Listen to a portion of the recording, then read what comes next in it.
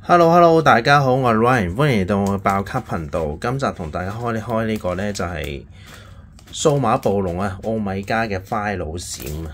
咁就佢嘅封面呢，就係咁樣嘅，係啦。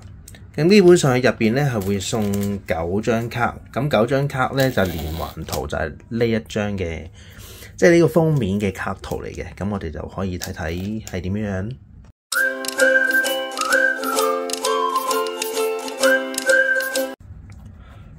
OK， 咁開咗之後呢，就係一本卡簿啦，再加埋佢入邊有嘅內頁。咁我哋就開埋另外嘅卡，即係佢嘅 promo 卡先。OK， 咁開埋佢附送嘅 promo 卡咁樣嘅，咁就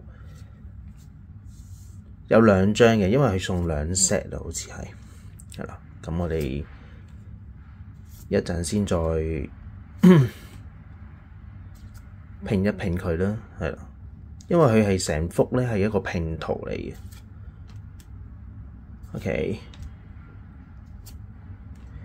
係啦，咁就幾有回憶嘅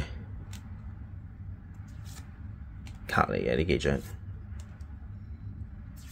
加魯魯獸啊，獸人加魯魯，加寶獸，跟住係啦。